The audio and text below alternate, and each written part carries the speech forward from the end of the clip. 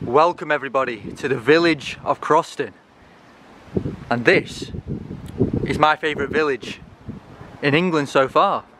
I feel like it's full of character, there's plenty of walks, there's nature, there's so many different varieties of plants, there's the canal, the church. It's full of character, I absolutely love it. So I'm going to take you for a bit of a tour around Croston today and show you the best parts. And we're going to have a bit of a wander. But here's a little bridge that goes across the canal. Got a church up there. These baskets are starting to die, these are summer baskets them. But they did look really nice in the summer when I came. Lots of character in the buildings. Very old.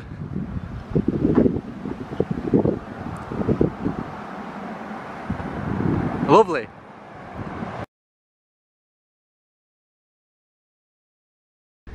So this is the church, or the so-called church, because if you scroll through the rest of my videos, you'll know my opinion on structures like this. Should I not say opinion, should I say extensive research done on the old world. So have a look through my older videos, my documentaries that I've done on the old world, and you'll be able to soon discover. It's not for this video, I'm just going to have a quick look round today. Fantastic structure, it is. Really, I don't know how this house sleeps, because the bells go off every 15 minutes and in the summer the window was open, so I don't actually know how they will get to sleep right next to the church. Strange, but they obviously do. We've got the lovely autumn colours settling in now on the trees.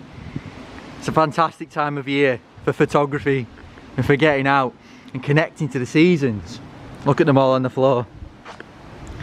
And we come through this gateway, part of the old world structure. Look at the symbol of the cavity magnetron, symbol of the old world, that one. You probably don't know what I mean if you're just new to my channel, but have a look again through the channel like I said before. So that's the church. We've come through here, which was part of the church, and we come to the river. Again, like I mentioned in the Lake District, you can't beat the sound of running water. I've seen a yellow wagtail, a rare, well, quite a rare bird really, lives down here. Fantastic bird it is.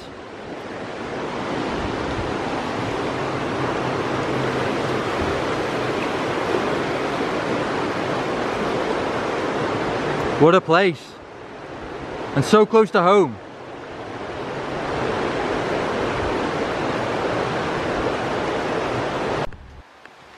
We're going into my favourite part of Croston at the moment, in this garden that they've created, but I just thought I'd show you this ivy. Well, it's an ivy tree now, it's grown all over it.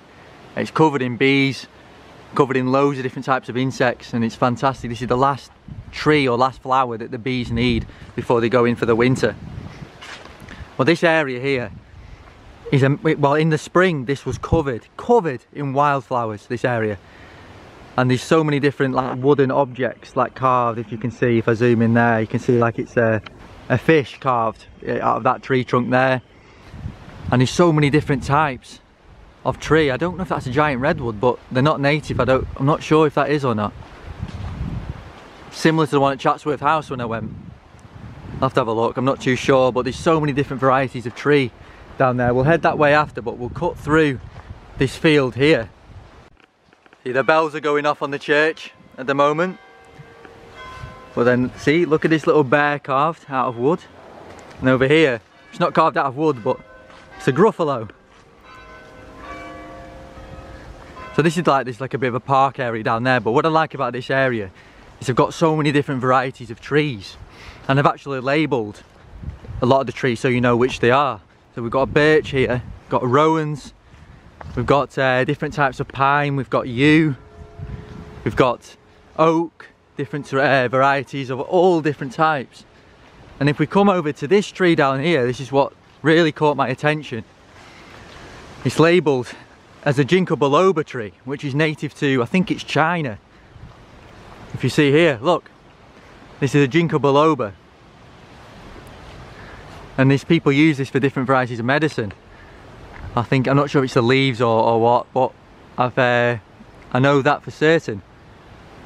It's quite a well developed tree. But this is my favourite, as we go into this area here, which I really like, because people use this area for gatherings, and I myself have lit a fire here, doing a little ceremony myself. It's like a fire pit in the middle of benches, and what is amazing about things like this is it gets communities together to celebrate in a place of nature, surrounded by trees, and we can all connect to the earth. We can ground ourselves to Mother Earth. We can get a fire going, and we can talk in a circle like the Knights of the Round Table of Arthur as equals, and we can talk about matters, we can talk about life, and that's what being human's all about, is this social interaction between all things. Well, this is my favourite tree. Just look at the size of this tree. It's got like a huge, it looks like a bird's nest in the middle, made of so many different twigs. I don't even know how that got there. Not sure exactly what tree it is, need to find out, but it is huge. Estimated, probably say maybe 400, 500 years old. I think trees are older than when we say, you know, people say they are. Because the tree, I've grown them myself. It takes years for them just to grow a couple feet. So I imagine how many years it'd take to grow to this size, and this, and the girth it's got as well is incredible.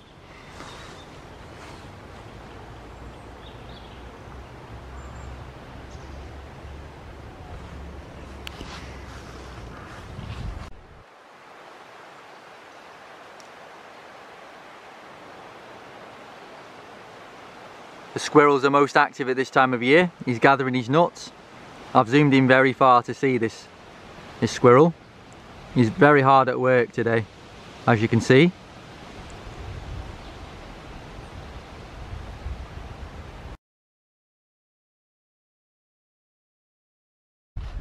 Here is the stone circle of Croston. I don't know much about it, but it is a nice little feature to the place. There's so many little things at this place. That's what I love coming to, that give this place character. There's life in this, you know, in Croston. So I remember sitting here once under the stars at night, and just so peaceful. You can hear the owls from all corners of here. It's amazing. I feel there's a good energy here. I feel a really positive feelings when I come here. I love coming here just to recharge. So pay it a visit. Pay it a visit. You won't be disappointed. After doing a little bit of research on the place also, I did found out that it was an old burial ground. And now if we do a bit more research into what the old burial grounds were, it's likely that they use these places as high energy points. So I need to do a bit more research into that. But there could be something, you know, of importance in this. So I need to definitely do a bit more research into this place of Croston, but there isn't too much on the internet. I'll need to maybe find other sources.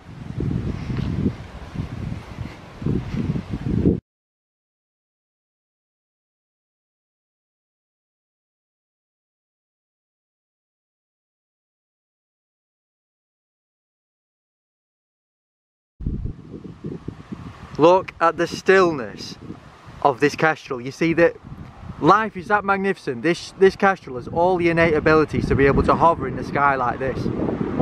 It's taken thousands and thousands of years of evolution, and he's mastered his physical body.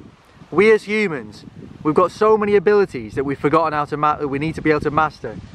See, as I was saying before the camera cut me off, we as humans, we've completely lost our sense of our physicality.